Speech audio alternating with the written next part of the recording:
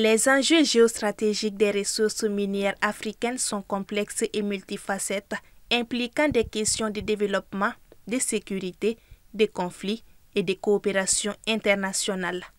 Le continent africain, riche en minerais stratégiques, est au cœur d'une ruée mondiale avec des puissances étrangères en quête de ces ressources pour leur économie et leur industrie, ce qui limite l'autonomie et le développement du continent.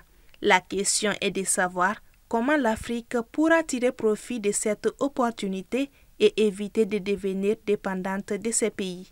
C'est-à-dire, vous prenez le chiffre d'affaires des compagnies comme Barrick Gold, c'est peut-être le PNB du Mali. Vous voyez? Donc, pour faire face à des partenaires aussi puissants, une coordination des politiques minières au niveau de la sous-région, du contenu des contrats miniers, de la façon de procéder du partenaire entre les États peut être très, je dirais, porteur. Je pense que chaque État doit quand même travailler son cadre institutionnel comme le Mali l'a fait. Donc je pense que les États africains doivent maintenant revisiter leur politique minière et aussi avoir le courage d'examiner aussi qu'est-ce que l'exploitation des ressources les a profité, faire leur diagnostic et ensuite en tirer effectivement les conclusions et les conséquences de cela en mettant des modifications qui ramèneraient les dispositifs réglementaires à leur faveur.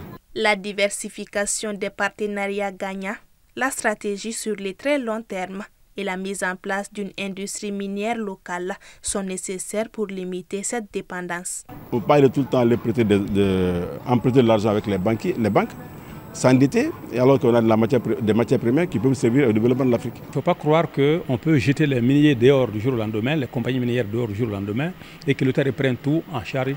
Ça n'est pas possible. L'État n'a ni les hommes, ni les moyens technologiques, ni les moyens financiers pour ça.